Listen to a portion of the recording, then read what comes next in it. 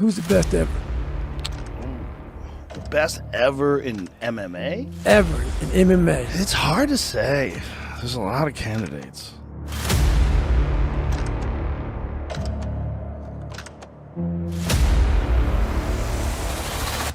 The best mixed martial artist. Have you ever thought about such a question? No? But what if we asked you to name the top 8 fighters in each weight category? It's becoming more intriguing, isn't it? In today's video, we will attempt to analyze each division in the strongest league and find the perfect choice for the title of the best fighter. Please don't forget to subscribe to the channel. Also, like and leave a 4-word comment. Well, let's get started. Here we go.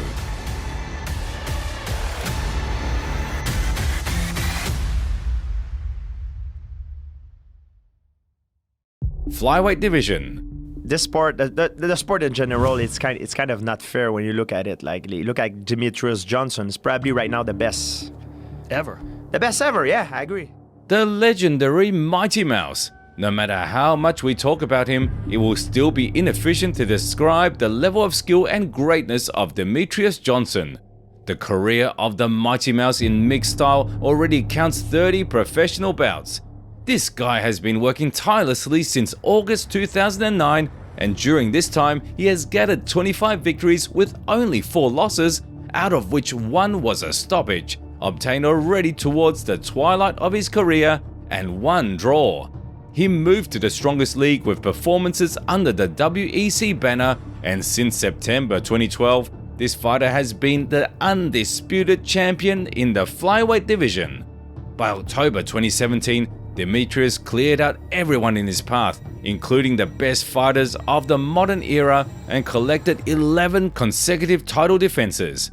Within his weight category, Johnson has long acquired the status of the greatest, excelling in the highest level of technique and professionalism in each of his battles.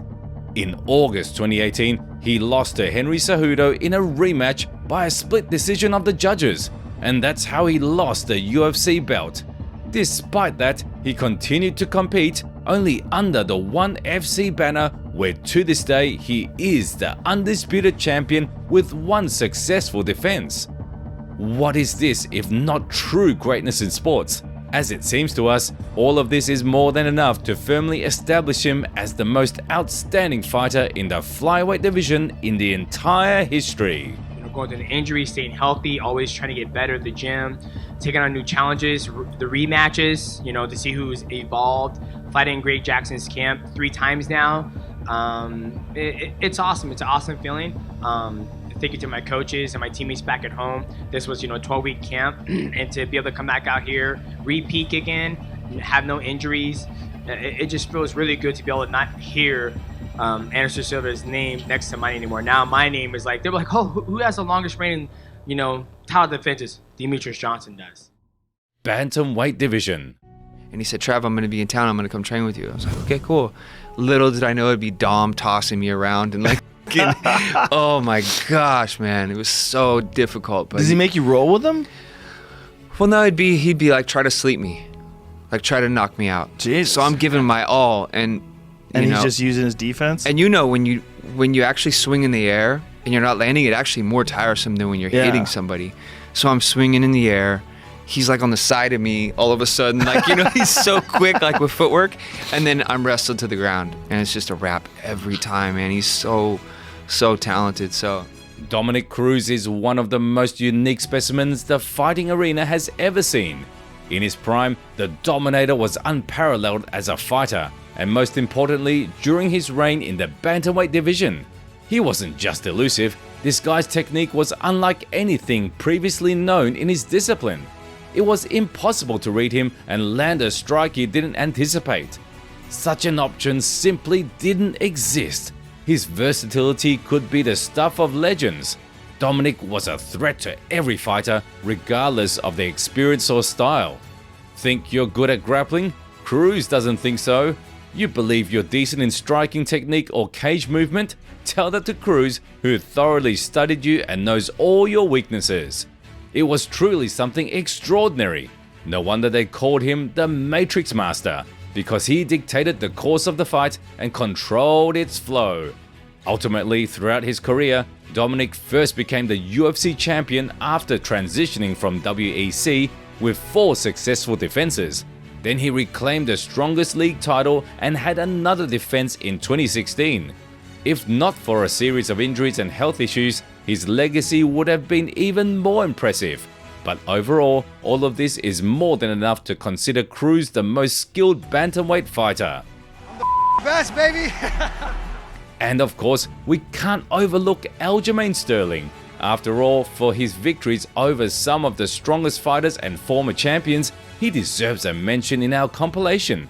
At the very least, due to his 3 title defenses against Petr Yan, TJ Dillashaw and Triple C.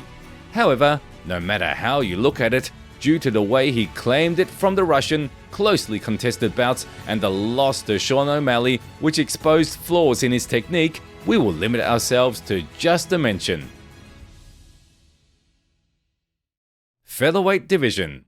The Aldo fight was crazy because I think that was the first time that anybody ever really disrespected Aldo. Because Aldo was the fucking man for so long. I mean, and the crazy thing, I mean, he was WEC champion a long time ago, man. Yeah. You know, I mean, you go back and think about when he knocked out Cub Swanson with that flying knee. That was a long time ago. It was like a double knee, right? Yes, boom, yeah. Next up is the Featherweight Division, and our undisputable favorite for the title of its best representative is the Titan from Brazil, Jose Aldo. His legendary career, we won't shy away from that word, as a destroyer in mixed martial arts, lasted from August 2004 to 2022. During this time, the King of Rio left more than a few bodies and did so with unmatched cruelty and brutality. Everyone who faced Aldo on his path spent a very long time recovering. Just ask Uriah Faber, whose knees still ache in bad weather. From November 2009 to October 2014, Jose was an unbreakable wall in the Featherweight Division, holding the belt like an untamed beast capable of tearing any part of your body if you get too close. He had 9 title defenses and recaptured the title after losing it to Conor McGregor. And if we don't limit ourselves to just the UFC Gold era, we can easily say that the Brazilian dominated each of his opponents for a full 10 years. It was an indescribable time, filled with the best fighters of the premier promotion, among whom Jose Aldo stood as a bastion. Look, obviously I would have liked to say this message with a win, but again, nothing wrong with challenging yourselves. I'm a better fighter because of this. The featherweights, you better watch out, because you challenge yourself like this, it only makes you stronger. The reason why I had to push myself is because I knew how good their team was, I knew how good Islam was. He is as good as you were saying. I just told you I'm the right man for the job. You could see I can get the job done, but I pulled up short tonight. Congrats to Islam, great fighter. Maybe we'll settle pound for pound #1 again. But speaking of the Featherweight Division, we cannot ignore the accomplishments of the current king, Alexander Volkanovski. The great Australian champion, just like the Brazilian did back then, stands strong and unbreakable at the top. Throughout his career, Alexander boasts 26 wins with 2 losses and 5 title defenses in his weight class. And if he continues to perform in the same manner, setting new challenges for himself and achieving his goals, he will confidently take a spot on the pedestal alongside Jose Aldo. Lightweight Division. What about how they did Khabib? it entertaining? Khabib is arguably the GOAT. Yeah, I was gonna mention him Beats too. everybody, but again, barely loses style-wise, around. that's why I wouldn't like look at. I would put him more a 2 or 3, or 4. I'm talking about who did it greatest, who did it the best. The lightweight division has long been considered the most competitive and dangerous in the entire strongest league. Well then, as the weight class goes, so does our next fighter for today. Khabib Nurmagomedov is the best representative of the division, no equivocation. His mastery, elite level technique, pressure, strength and speed, and mental mindset are an example of one of the most exceptional fighters in the entire combat sports industry. The skills of the Dagestani Eagle proved unbeatable for all 29 volunteers who had the chance. He is a rare individual who has been dedicated to the sport since childhood, which ultimately led him to top positions and a corresponding status in the world of MMA. Now, in 2023, Nurmagomedov retired in October 2020 with 3 early title defenses, but if he hadn't retired, his winning streak would have easily surpassed 30, and the number of title defenses would have doubled, if not tripled. You can have no doubt. Because looking at the passage of time and all the fighters currently holding ranking positions, it feels like Khabib would have handled each of them, whether one-on-one or all in one evening. And this is not just empty words. Everyone in the world could envy the work of the Eagle, and since we've started talking about ranking positions in the lightweight division, like I always say to my guys, like everybody, there is levels, there is fighters, there is champion, there is elite, and I think Islam is elite. This is what I think, this is what I feel when I train with him long time. Speaking of the best lightweights of our time, it's impossible not to mention Islam Makhachev. This young, peak form and unstoppable juggernaut holds a record of 24 wins to 1 loss, and in 2022, he just secured the title of World Champion. He has 1 successful defense to his name and victories over the most serious fighters such as Alexander Volkanovski and Charles Oliveira. In October, Islam will turn 32, which means considering his level of experience and preparation, we can expect several more years of dominance continuing his championship reign. Welterweight Division. Look, George St. Pierre, you know, he took 4 years off and everything like that, but he's still one of the greatest, if not the greatest of all time. And you saw that in that fight. Yeah. I don't think he was, I mean, Michael cut him. He cut him with those elbows, particularly from the bottom. But, you know, George St. Pierre, he's a special guy. He really is a special athlete. Next, let's talk about the welterweight division. The key figure in this division for nearly 2 generations has been and always will be George St. Pierre. He began his professional journey way back in January 2002 and retired for good only in November 2017. During all that time, he built a legendary legacy and provided an example for every fighter to follow, showing himself in the best light as an athlete and as a human being. His record stands at 26 wins to 2 losses. Aside from capturing belts in local organizations, he is a 3-time strongest league champion with 9 consecutive title defenses. Peak GSP was untouchable. He skillfully handled each opponent both on the feet and on the ground. Thanks to his well-rounded discipline, he turned into an athletic machine capable of grinding opponents down in every aspect presented. Even when George faced super competitive opposition, he found the strength to continue to fight and achieve his goal. In 2013, everyone thought St. Pierre was done with fighting, but he surprised the world again. He returned after 4 years and won the UFC title for the 3rd time. Sure, he did this in the middleweight division, but otherwise, all his accomplishments belong strictly to the welterweight division. Big respect for those guys. George St. Pierre, John Jones, Anderson Silva, all these guys. You know, even Conor, even Ronda. You know, a lot of respect for what they had to go through because it's not easy.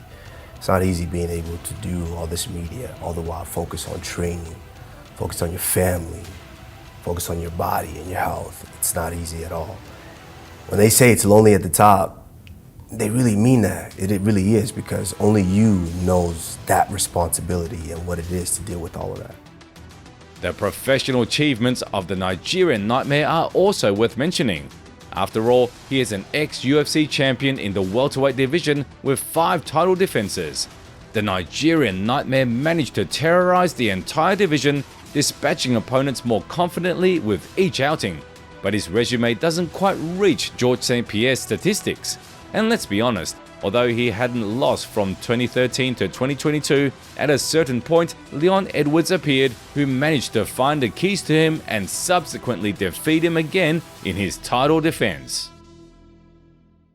Middleweight Division. Like Anderson Silva when he was like 30 to 32. Woo! Just going. I remember that. Longest reign. You would watch him and just like put your hands to your head and go, geez. Meanwhile, we're rising higher and higher. In the next spot, we encounter the legendary Brazilian Spider.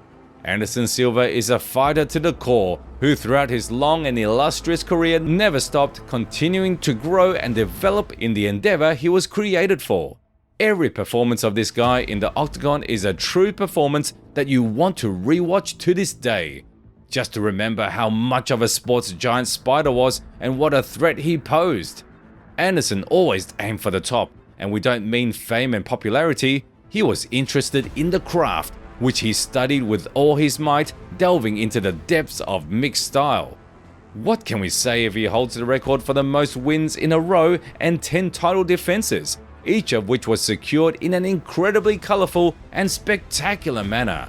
Silva's technique is a separate topic. When he entered the cage, he became an integral part of it, knowing every millimeter of the octagon like the back of his hand and achieving victory over opponents in various ways, sometimes even unimaginable from a spectator standpoint. Jabs, front kicks, flying knees, incredible elbows, Muay Thai clinch, all of this and much more made the peak Brazilian as powerful and high quality a fighter as possible in those times. And that's precisely why he rightfully occupies the niche of the middleweight division. I want to play a game.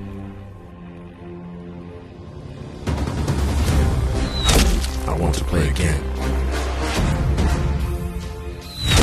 The game is not over. It's hunting season. You can run, but you can't hide. The hunter now becomes a hunter.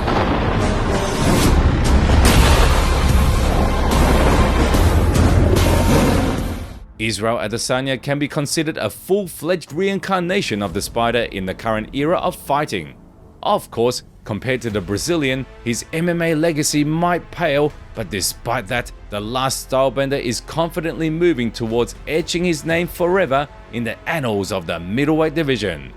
Transitioning from kickboxing to MMA, Izzy developed the signature style that only 2 people in the strongest league have managed to tame: Jan Blachowicz and Alex Pereira. All others, those who Izzy has faced, couldn't find a strategy against him and couldn't crack this guy. Now, in 2023, as we've mentioned before, Adesanya captured the belt in 2019, and since then, he's been at the top and holding the main gold. He is a 2-time UFC champion with 5 title defenses, and as far as we know, he plans to continue clearing out the division in his signature one-sided fashion. Light heavyweight division. Anybody deny this guy is the GOAT anymore? I don't think anybody would deny it. Not only is he the greatest light heavyweight ever, he looks like the greatest heavyweight ever too. So there were a couple of interviews leading up to this fight where he was saying, I'm gonna make this look easy. And I thought that was a silly thing to say. The guy is unbelievable, man. He really is. Let's set the record straight from the start.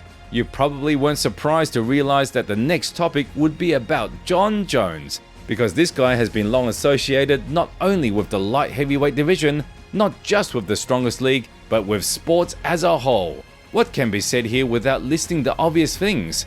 Jon Jones is the greatest light heavyweight in history. 11 title defenses, and if not for scandals and suspensions, there would have been many more. An incredible winning streak that no one has managed to stop since the beginning of his professional career.